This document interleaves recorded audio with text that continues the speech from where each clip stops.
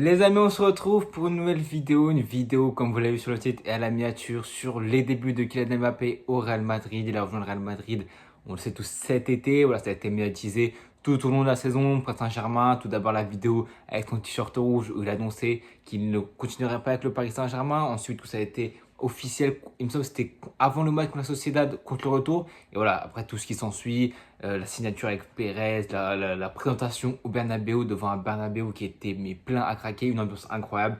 Il a évidemment pris la mimique de Cristiano Ronaldo quand il est arrivé au Real Madrid, le Undo Stress à la Madrid que Hendrix a lui-même fait 2 semaines après, il me semble, pour un montant de 0 €, avec certes une grosse prime à la signature de 100 millions d'euros, il me semble, et des bonus et aussi le plus gros salaire du Real Madrid qui sûrement sera du coup égalisé par Vinicius parce qu'il a reçu une grosse offre de l'Arabie Saoudite, ce qui fait que du coup Vinicius va sûrement avoir un salaire un petit peu plus amélioré, un meilleur contrat je pense. En tout cas, on a assisté au début de Kylian Mbappé contre l'Atalanta, on a ensuite vu contre Mallorca, ensuite Valladolid, Las Palmas et plus récemment contre le Betis Séville. Il a joué du coup, je crois c'est 5 matchs de compétition confondus, 4 en Liga et 1 en Supercoupe. Il a mis du coup 2 buts en Liga, 1 but en Supercoupe et on va parler de ses débuts au Real Madrid, de ce qu'il a réussi, ce qu'il a moins bien fait, les retombées médiatiques de ce transfert qui a été mirobolant parce qu'en vrai de vrai, nous fans du Real Madrid, chaque saison on les sent impatiemment, mais là avec Mbappé en plus, et en plus Anthony Kroos, notre métronome, cette saison était vraiment attendue parce qu'il y a beaucoup de questions dont on se pose. Comment les 3 Avengers vont jouer, Bellingham,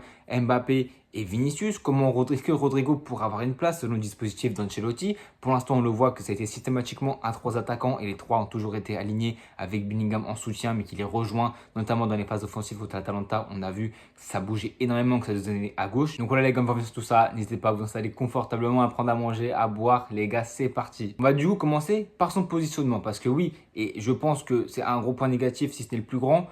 Je pense pas qu'on ait besoin d'Mbappé à l'instant T. Je pense déjà qu'on aurait besoin de remplacer un joueur comme Kroos, même si on fait confiance au Tchouaméni, au Kama. Même si tu vois, Tchouaméni est blessé, Kama est blessé, Ceballos est blessé au milieu de terrain. Du coup, comment on fait pour ressortir proprement la balle et créer du jeu? Mais bon, c'est pas le sujet. Là, on parle plutôt offensivement.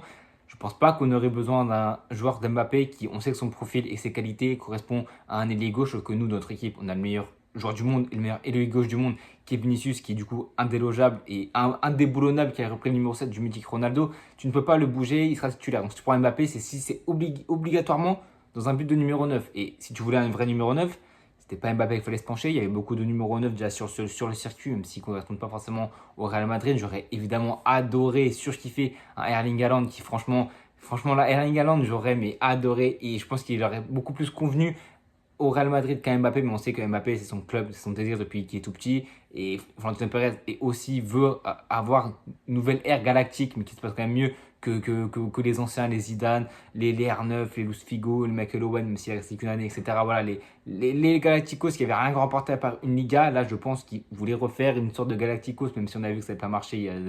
Nos anciens, ils ont vu que ça n'avait pas marché.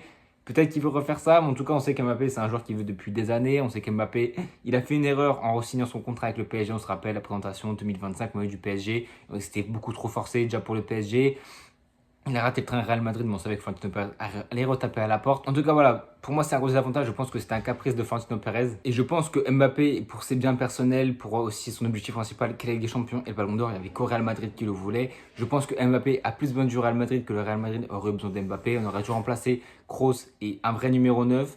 Mais bon, maintenant qu'on l'a, on va pas cracher dessus, c'est quand même un joueur exceptionnel, un des meilleurs des 5 dernières années. Donc voilà, il est là, maintenant il faut faire avec lui. Comment Ancelotti compose avec un Mbappé en plus dans l'effectif? Alors c'est pas compliqué, Mbappé, pur numéro 9 tout simplement. Alors on l'a vu effectivement contre l'Atalanta et contre Mallorca et surtout contre l'Atalanta, dézonner énormément à gauche, chercher à gauche Vinicius pour du dédoublement, pour essayer de redoubler des pas, etc. On le voit surtout contre Séville, contre le Betis, pardon, où ça a été pour moi, je pense, son meilleur match avec le Real Madrid. Le match contre le Valladolid et contre le Betis Séville, franchement, c'est ses 2 meilleurs matchs et c'est les 2 derniers. On voit qu'il monte en puissance, on voit qu'il commence à s'acclimater au Real Madrid et aux coéquipiers et on voit qu'il était dans ces 2 matchs-là beaucoup plus en tant que numéro 9. Il a vaincu un match compliqué contre Valladolid. La première heure où on ne marque pas est très compliquée. Il a très peu de ballons, il n'arrive très peu à s'en sortir. Il a quand même quelques occasions. Malheureusement, il n'a pas fini. Et c'est pas un finisseur. C'est pour ça que j'aurais mis un Haaland. Tu vois qu'il met un triplé contre West Ham.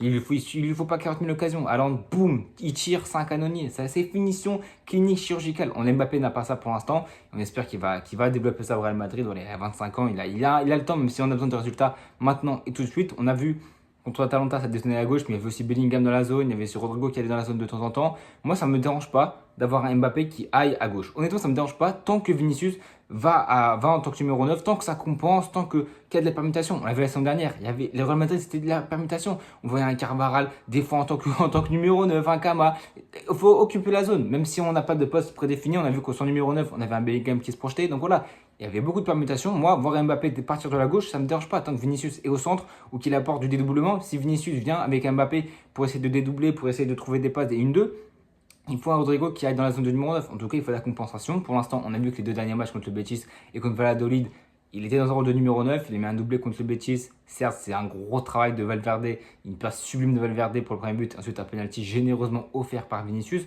Donc voilà, il s'est mis en jambes. Il a réussi à prendre de la confiance, à marquer des buts. On espère que c'est que le début d'une longue série de doublés, de triplés et de buts, en fait, tout simplement. Parce que Mbappé, c'est très compliqué. On l'a vu, il a marqué son premier but pourtant sur le menu du Real Madrid contre l'Atalanta en Super Coupe de l'UEFA. Après, justement, un Valverde sur un service de Bellingham. Donc, on aurait pu se dire que l'idylle commence bien, même si voilà, on a vu que contre Mallorca, premier match en Liga, bon, il y avait beaucoup de pression. Ce maillot est très lourd à porter. Il y a de la pression. C'est dur de porter ce maillot pour Mbappé. Tout simplement, c'est son rêve. Il y a énormément de pression. Déjà, mentalement, je pense qu'il faut qu'il s'acclimate déjà au Real Madrid. Et la question que je pense tout le monde se pose, fan du Real Madrid de foot, consultant, journaliste, la question que tout le monde se pose, est-ce que les trois attaquants peuvent être alignés, Vini à gauche, Mbappé en 9 et Rodrigo à droite avec un Bellingham? Alors, est-ce qu'un 4-3-3, un 4-4-2? Moi, honnêtement, je pense que les trois attaquants peuvent être alignés. Alors, oui et non, parce que dans les matchs de Liga, et surtout ça dépend des blessures et du contexte, parce que là on le voit qu'on n'a pas de Bellingham, on n'a pas de Kama à la relance, on n'a pas un Bellingham dans l'activité qui peut aussi porter le ballon et créer des différences à lui tout seul. Donc là, à l'instant T, maintenant tout de suite, là on est le 3 septembre, je pense que de toute façon on va continuer comme ça parce qu'on n'a pas le choix, mais les gros matchs de Liga, les gros matchs de Ligue des Champions, alors ça dépend, parce que la saison dernière, on s'est dit que son numéro 9, on n'a jamais gagné la Ligue des Champions, au final, on l'a gagné. On est une équipe très bizarre. On est une équipe, on a autour de nous, on a un aura, on a un truc qui fait qu'on va s'en sortir malgré tout. C'est pour ça que même si Ancelotti ne veut pas assister avec son 4-3-3, ça va marcher. Ça a marché même si Mbappé est là, même si ce n'est pas son poste. Il a dit il peut s'adapter aux trois postes de l'attaque parce que là, au Real Madrid, il va se donner. On a déjà vu faire des retours défensifs, mais voilà. Le problème, c'est l'occupation des zones. Si les trois zones sont bien réparties, comme contre le Betis, on a vu de vraies belles séquences où toute la largeur du terrain était exploitée, où ça allait, même si on manque encore d'un joueur qui peut nous renverser le jeu, et c'est Kama qui le fera, je pense, ou peut-être un Rodri la saison prochaine s'il vient.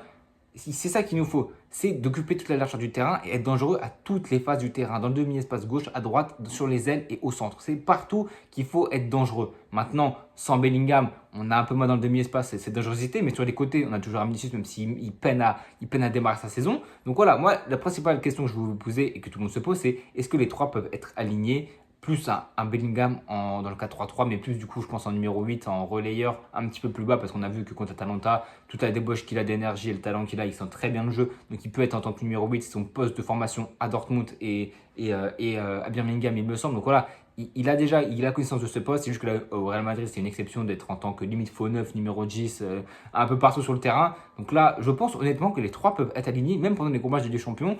Même si on a vu que les victoires contre City, c'est des victoires où, voilà, défensivement, un rock, tout le monde compact, on a un gros bloc solide, tout le monde défend, tout le monde attaque ensemble. La profondeur exploitée d'une façon merveilleuse, la verticalité, les contres, mais en plus avec être clinique tout simplement dans la surface adverse. Malheureusement, Mbappé pour l'instant, c'est son plus gros défaut pour l'instant, c'est qu'il n'est pas clinique, c'est qu'il n'arrive pas à finir ses occasions. Mais voilà, on est en rodage, on est encore en rodage, on a des joueurs, on a Sancro, c'est très compliqué. Il faut trouver notre lanceur, notre mec qui pose le jeu, qui calme le jeu. Il faut aussi que Vini reprenne des jambes, il faut aussi que Mbappé prenne confiance, qu'il essaie d'élargir et de mincir ce maillot, le poids de ce maillot pour qu'il puisse se mettre en pleine dent confiant. Malheureusement, cette trêve vient un peu tout gâcher parce qu'il était sur une grosse pente ascendante. Ou voilà, bon match contre la Société, bon match contre Valladolid, qui malheureusement n'est pas récompensé par un but, même s'il aurait pu. Là, le doublé contre le Betis, et là, bam, la trêve, c'est dommage. Mais bon, et on va retourner, ça sera contre la Sociedad, il me semble, le prochain match. Donc voilà, on verra déjà à domicile, je crois, il me semble. Donc voilà, on verra s'il va marquer. Je pense qu'il va marquer. C'est pour ça que moi, je pense que même en gros match des champions, cette attaque pourrait être alignée. Si ça fait les efforts,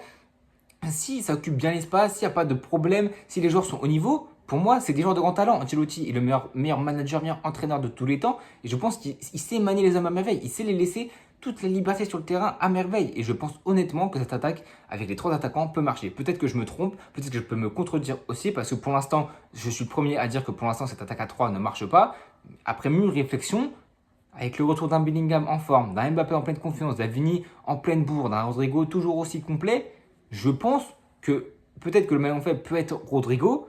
Et alors là, si Rodrigo est peut-être le maillon faible et qu'il n'arrive plus, qu'il n'est plus en confiance, à la limite, repasser à un 4-4-2 en losange où on a beaucoup plus de contrôle au milieu de terrain parce qu'on voit que là, c'était surtout contre Mallorca, c'est des crayons, on était en 4-2-4, Tchouaméni Valverde pour balayer toute la largeur du terrain entre la surface et le rond central, ils avaient que, et c'était beaucoup trop compliqué à dos, on se faisait mitrailler en contre et c'est pour ça que c'est beaucoup trop offensif et c'est pour ça que peut-être que si ce 4-3 ne marche pas, enlever Rodrigo, pointe Vini Mbappé, Bellingham en 10 et un milieu à 3, Tchouaméni, Kama et Valverde. Et là, honnêtement, je pense qu'on peut faire de très grandes choses. En tout cas, les gars, dites-moi vos avis en commentaire. 4-4-2, 4-3-3. Je pense que pour notre bien, un 4-4-2 serait quand même mieux parce qu'on serait beaucoup plus compact et beaucoup plus solide défensivement et beaucoup plus équilibré. Parce que là, à part si tout le monde fait les efforts. Si tout le monde fait les efforts, on peut les rester en 4-3. Mais je pense quand même que c'est beaucoup trop offensif. Après, à voir comment Ancelotti va goupiller ça, à voir comment les joueurs vont aussi prendre part au système. Parce qu'il y a aussi, c'est leur moteur. Le cerveau, c'est le moteur. C'est comment ils vont comprendre la tactique, comment ils vont sentir le jeu et comment ils vont jouer tout simplement. En tout cas, pour ce qui est d'Mbappé, je ne m'inquiète pas pour lui. C'est un très grand joueur de football qui sait s'acclimater. C'est son rêve depuis toujours. Il fait des concessions. Les pénaltys seront répartis une fois Vini, une fois Mbappé. Peut-être qu'à un moment donné, Vini le sentira plus, il le prendra. En tout cas, on sait que pour l'instant, Mbappé a du mal dans ce Real Madrid. On l'a tous vu. C'est compliqué. Il se fait mitrailler. Mais par contre, il ne faut pas toujours voir Mbappé comme le fossoyeur, comme le mec. Si le Real joue mal, c'est ta faute. Non. Le Real a peiné contre Valladolid. On a quand même gagné 3-0 grâce à un but de Valverde qui a tout déclenché après Brahim et Hendrix. Mais Mbappé n'était pas le pire joueur. Contre le Betis Séville, je me suis fait tacler sur TikTok. Pour moi, honnêtement, Mbappé a été peut-être pas forcément le meilleur joueur parce que Valverde a fait un gros match. Le meilleur offensif, ça c'est sûr, parce que Vini a du mal. Rodrigo, il est encore un petit peu dans l'ombre. Il n'arrive pas encore à concrétiser toutes les projections qu'il arrive à faire. En tout cas, les mecs, n'hésitez pas à vous abonner, à liker, à partager. Je ne sais pas si vous avez remarqué, j'ai dispatché le premier match, c'est France-Belgique. Et avant du coup, ce premier match, j'ai fait une 2 de Saint-Etienne, les transferts, le bilan de transfert, les 11 globales de la CSE, le revue de l'effectif. Et ensuite, j'ai fait le début de saison, qu'est-ce qui se passe, ce qui est pas bien, pas bien. On est dans le dur. Et je vais parler pour le Real Madrid cette fois, au lieu de parler des transferts, parce qu'on les a tous connus, on connaît à peu près le 11 global. Faire vraiment un focus sur l'arrivée d'Mbappé, qui est quand même un chamboulement global pour le Real Madrid et quand même pour le monde du football et pour le PSG aussi, qui s'en sort très bien sans Mbappé. En tout cas, les gars, n'hésitez pas à vous abonner, à liker, à partager et à bientôt tout le monde.